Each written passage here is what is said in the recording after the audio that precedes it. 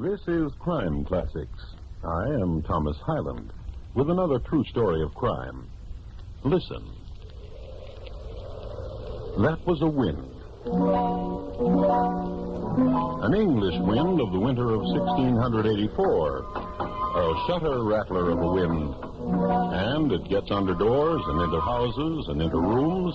And when it does this, it's known as a searching wind. It worries a door all night long and tinkles crockery hanging on hooks and searches some more. And finally, it finds what it was looking for. This particular wind just found John and Judith and made them cold and made them shiver and made them hate each other. As a matter of fact, this particular wind made them sorry they'd ever killed anybody and gotten into this situation in the first place.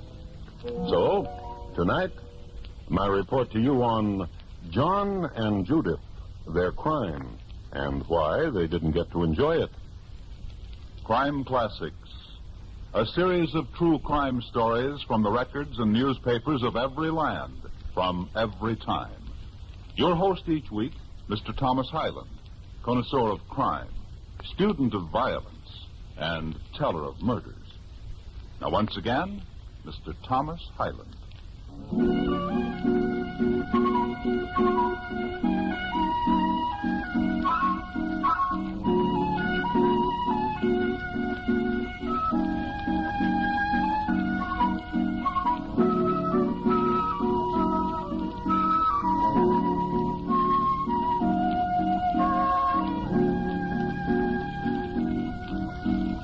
Our scene is the country town of Snitton in the parish of Bitterly, near the confluence of the Team and Corve River.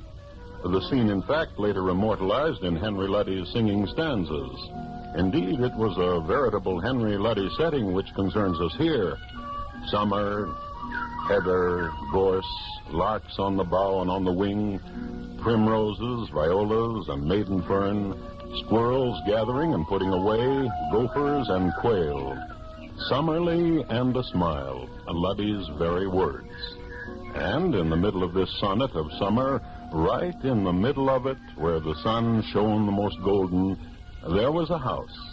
And in this house was a kitchen, and in the kitchen was a maid, a hired help, that is. And making love to the maid was John Cupper, Mrs. Cupper's husband, that is. Mrs. Cupper being at the market at the moment. Oh, now you get to one side, do, so I can get back to that kettle. That was Judith, the hired help. Oh, fry the kettle. Give me a lippy-do. And that was John Cupper, the man who hired her. Sweet one, Judy girl. And sweet it was. One wine from me, John. The kettle needs doing. And the silver tray needs shining. You can scour and shine another day. And your wife will be coming home any time. Unwind from me. Oh, she'll not be coming home for a while. Oh, smart one, bean't you? And how do you know that? I gave her farthing enough to buy 2 melons, two large melons, and walking back with them, little girl. Little Judy'll take a longer time, I tell you. Oh, smarty. No, John. Why not? I just told her me. A verse, John, like you do, but like you haven't done for a week now. I wants me a verse. Oh, so smart you are. We play the game, John. All right. Judith walks in the other, light as a feather. Come closer. It's the game.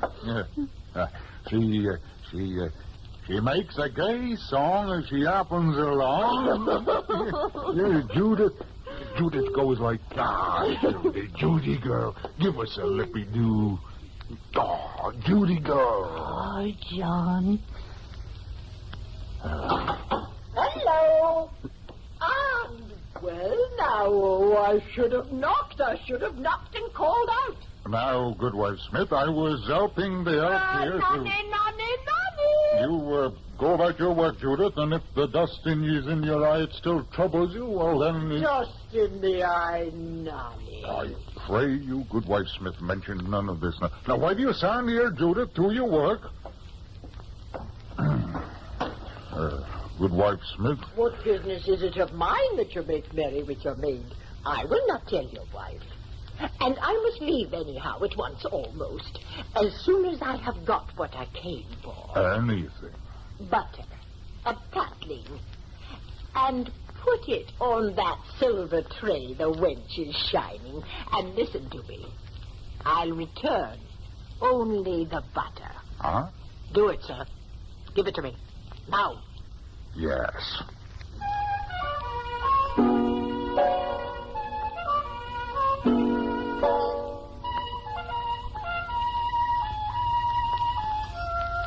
Goodwife Smith placed the silver tray in one tight little fist and went singing right out the door. John and Judith sulked for the next half hour, after which Mrs. Cupper made her entrance. John! John, open the door! I'm heavy with melons and cannot reach.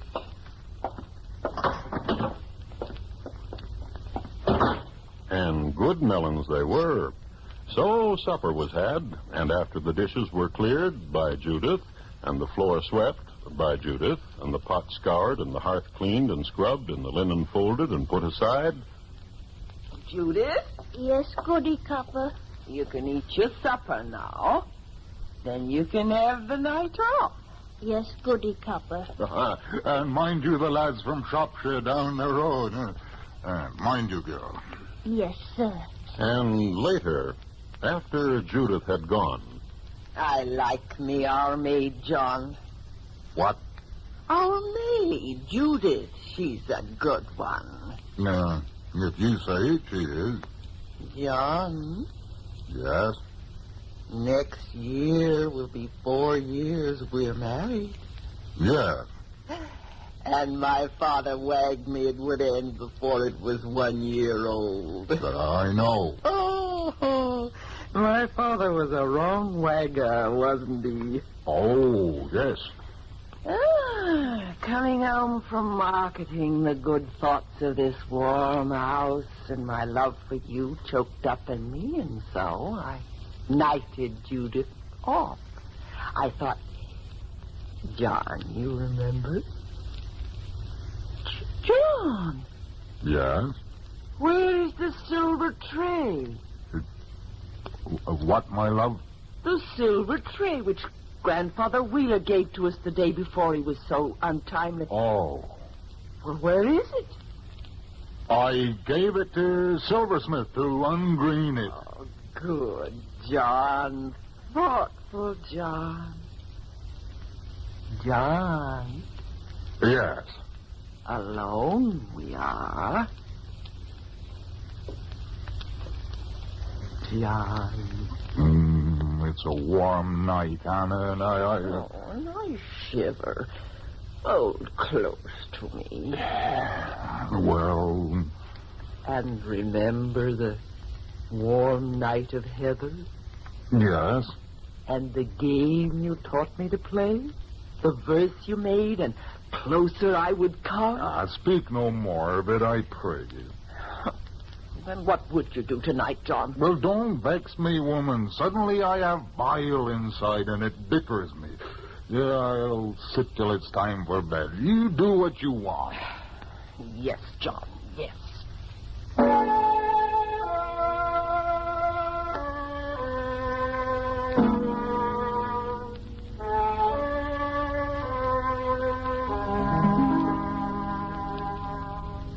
And Goody Cupper lighted a candle and walked upstairs and went to her bed. She kneeled beside it and pressed her cheek against the pillow. And later she dressed into her fresh linen nightgown and went to bed and let the warmth of the night drift over her. And she slept. Her husband, on the other hand, waited up for the hired help. He paced the living room, and when that produced no Judith, he went outside and paced the garden, which got better results. Judith. You. Where you been? Shropshire. With those lads all about? There's no sweet lads like you, John, and you know it. You tipple. And what did you think I'd do? And where did you get the money to buy? Answer me that. I'll tell you true. In Barbara Mercy's alehouse I was. And there I sat with folded hands and looking prim, and smoothed down my linen from time to time. And I would look up, and there would be a frothy pewter. Some lad bought you ale. There was 3. 3 lads. One was golden, one was dark, and one was bigger. Oh, yeah, you joke to me. Come to me. How they fighted for me, and bloodied each other, and walked off arm in arm. Now listen, there's Heather tonight, Judy. Well, you my husband. What? Goody Copper owns a feather bed, and I sleep on rags and wood. And let me tell you, John, Barbara Mercy said to marry you, and she's the one who knows. Night, John. You away. What for? I have already a wife. And you can't get another till you're rid of her. True. And then rid of her. How? I did not ask Barbara Mercy that. Perhaps you should. Perhaps I should. And Judy girl, love. Do not Judy girl love me. I go to my rags and wood. Night, Master Copper.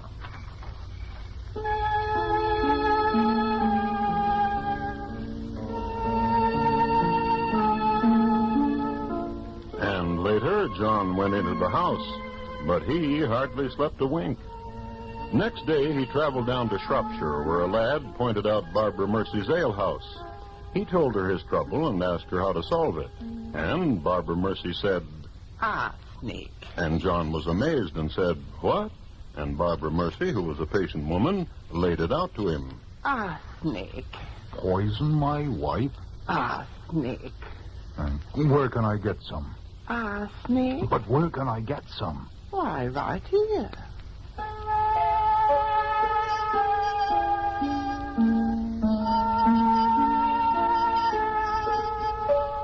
It was noon when John got back to his house and opened the door wide to a domestic scene that would have warmed the cockles of a less disturbed man.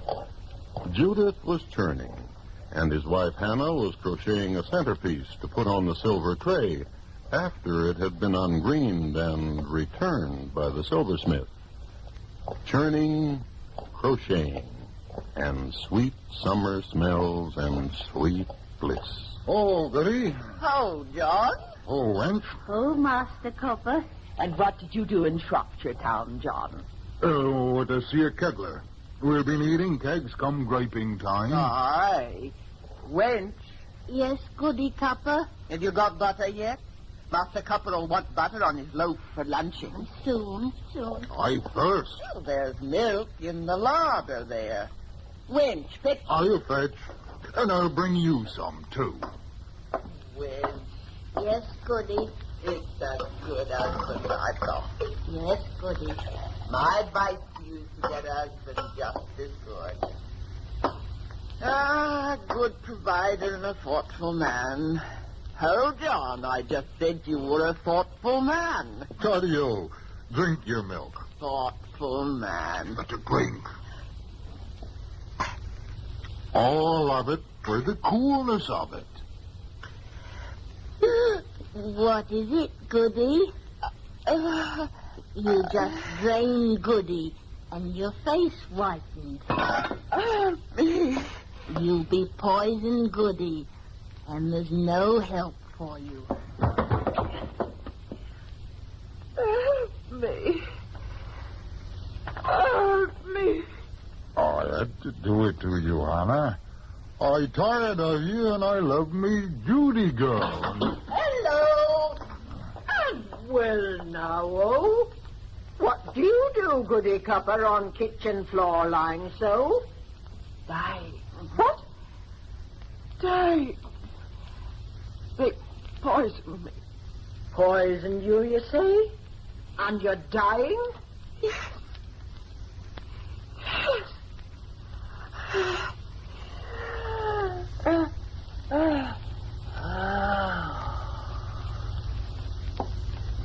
And I think you're dead, Goody Copper. John Copper? Yes. And what will you do with her fine things? Her pretty dough? Her jewels? What will you do with them?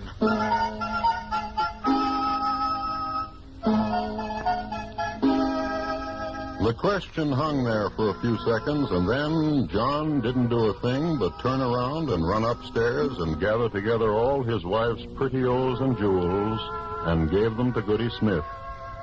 She tucked them under her arm and went singing,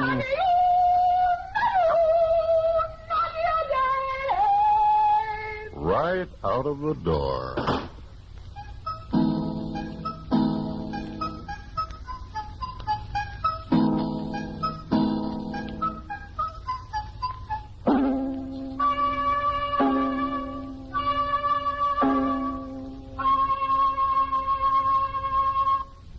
You are listening to Crime Classics and your host, Thomas Hyland.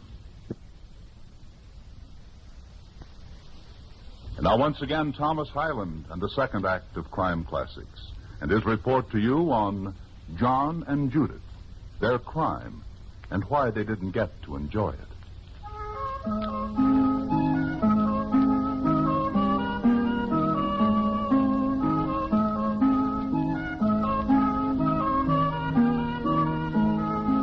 England in 1684.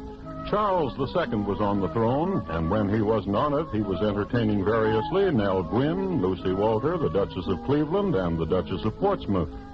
It was a prosperous time in England. Spices and gold and tobacco and silver and precious jewels were pouring in from India, and the government was sending brightly colored and highly polished beads and discipline back in return. You'll remember that it was about this time when young Sir Broderick Danley put down an insurrection in Ceylon without a fatality, he and his men being armed only with bull whips. The richness of empire was reflected everywhere on the British Isles. The rich got richer. And in the countryside, prosperity was evident, too. The lush fields, the busy churneries, the heavily laden honeycombs. In the town of Snitton, in the parish of Bitterley, there was a house. And on the floor of this house was a corpse. Well, it's done. Oh, not quite done, John. I'm still a single woman. After the burying, a month past that, and we'll wed. Oh, and I will be good wife, Judith Copper. Goody Copper. Oh, I like the sound of it. But don't you close to me till I'm called that, John Copper. Called that by the neighbors and all the townspeople all about. Judy. Aye. She's coming again. I can see her on the path through the window. Goody Smith. Oh, she's a greedy woman, John. Yes. To be feared. Hello. What want you now? A question to ask. Which is? Who's to do the burying of her? Who's to do the building of the coffin and the digging of the grave? In Shropshire Town, there's a lad who... In Snitton here, close to you, there's a lad, too. Brother to me, a young lad starting up a trade. He'll build you a stout coffin and dig you a deep hole and cover it up again. For how much will he do?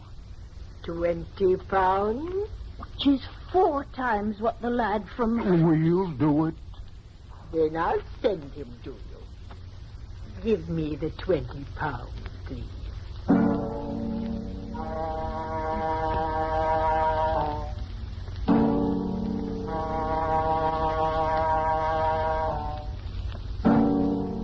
Now, it must be said that although Goody Smith's brother Fenton was a willing lad, he was not too bright. Plus the fact that he had never done this sort of work before. Mostly he had just roamed about and scared people. Well, he made the casket too small and of an inferior grade of lumber, cut with crude craftsmanship, so that an alarming accident took place at the interment. A carpenter had to be summoned from Shropshire to repair the damage. But the grave had been dug so deep and so narrow that he wouldn't get in it. And so Goody Copper got buried in a faulty coffin. And a month later, there was a new Goody Copper. Oh, John. I'm so happy. So am I, Judy girl. Hello. Make heap of your wedding pewter. I'll take it home with me. This was in August, and in September. I broke my churner, Goody Copper. But how will I? Have your husband bring it to me if that's what you wanted to ask. Always did like that churner you used. And in October, the early part. My brother's outside with cart, John Copper. The constable says I must keep him indoors. That rocker you're rocking on's always been a favorite of his. And in October, the later part. It seems to me that soon you'll have nothing left. Which is true, Barbara Mercy. Last night she took dining table and all the chairs around it. Listen. When Barnabas howls, 'tis a bitter cold that spills from the moors. A bitter winter's coming in. Aye. When coming here, we saw the ice had formed on the River Team where it touched the core. I've answer for you. Tell us. Arsenic. I thought you would give us counsel in such a way, Barbara Mercy. Arsenic. Aye. And here was money. Arsenic. You have said it, Barbara Mercy. There is no need to look thus. You have said it. What? Here's the money for the poison, Barbara Mercy. Oh, Taddy-o. I've got it right here in me apron. Here. Arsenic. Taddy-o. Taddy-o, Barbara Mercy.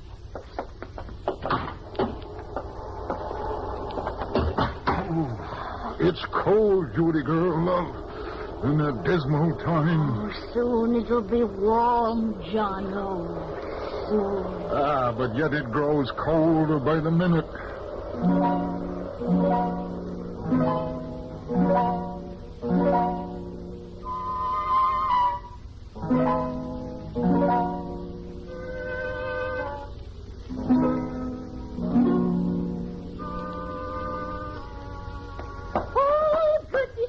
Goes through the heather, light as a feather, and makes a gay song as she happens along.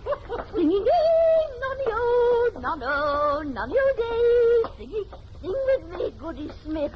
Singing, nonny-o, nonny-o day, nonny. Oh, he cuts the caper, your husband, John does. The way he does!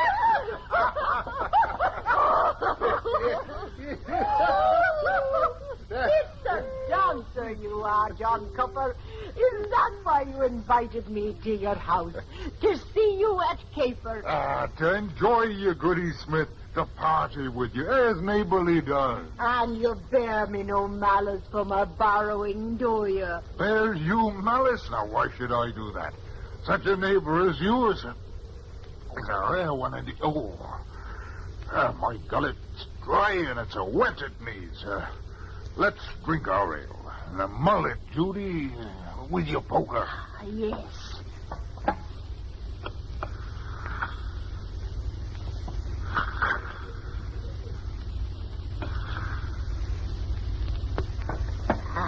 This one is yours, Goody Smith. Drink you, and we'll all drink. In truth? In truth. Yes, this one is yours. What did you do? Why did you spill the ale? Goody Smith, why did you? Oh, it's festive, I feel. I'll fetch more ale. And we'll spill it. What aches you, Goody Smith? There's not a thing that aches, nor will there be. I have seen your first wife die, John Copper, from a poison, and I want none of it for myself. No, you will not murder me. I will take the copper cups tonight. Fetch them. Fetch them now, for the festive is over, and I'm going home.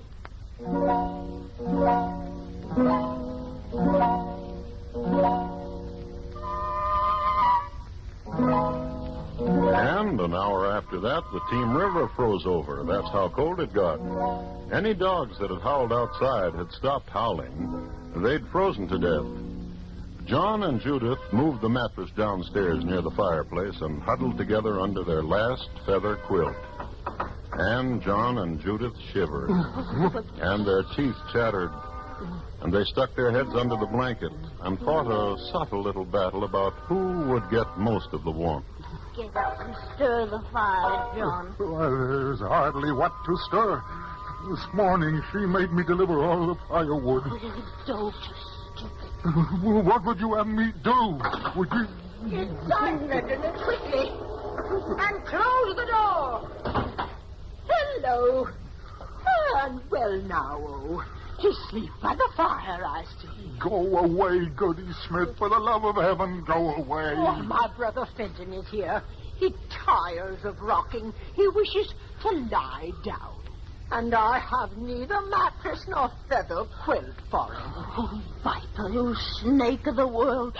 Oh, greatest foul. Dear Goody Copper, how the cold has made you forget. I have forgot nothing. Go, get out. Oh, tell her, John, tell her. Oh, yeah, get out. You get nothing more. Get out. Very well. Come, Fenton. Oh, Judy girl. No, Judy girl. Judy girl.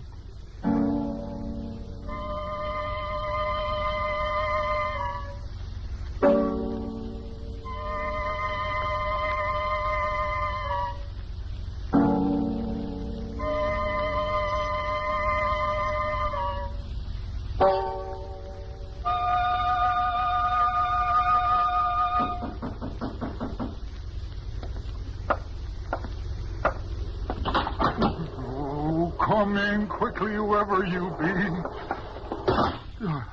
And who may you be, sir? I am King's Constable. On what mission, sir? To read a warrant. On what charge, sir? Murder. Well, then read it and get on with it.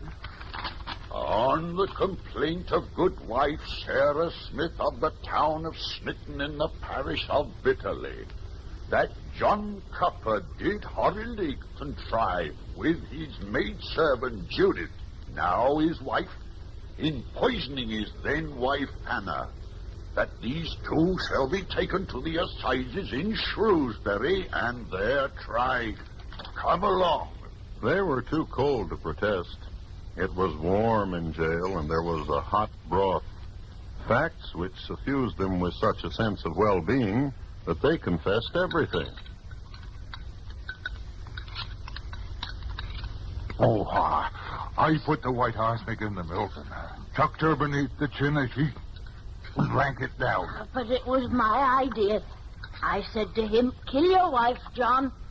And so I did, and I felt no remorse for it since I loved Judith. And I loved Jono, which is why we needed to destroy Goody Copper. Whoa, we murdered my wife. There's no doubt of it at all. Poisoned her. Oh, I'm getting warm, Jono.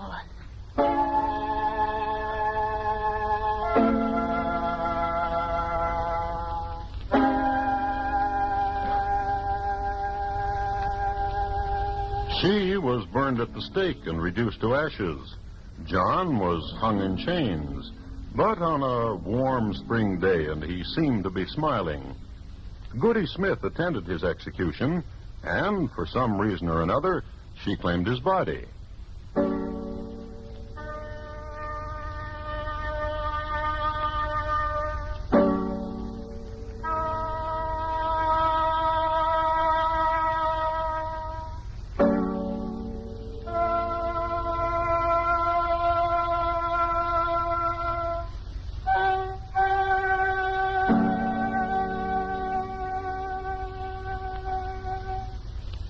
John and Judith, tonight's crime classic, was adapted from the original court reports and newspaper accounts by Morton Fine and David Friedkin. The music was composed by Bernard Herrmann and conducted by Lud Gluskin, and the program is produced and directed by Elliott Lewis. Thomas Hyland is portrayed on radio by Lou Merrill. In tonight's story, Ben Wright was heard as John, Betty Harford as Judith, and Jeanette Nolan as Goody Smith. Featured in the cast were Irene Tedrow, Norma Varden, and Alec Harford. Bob Lamont speaking.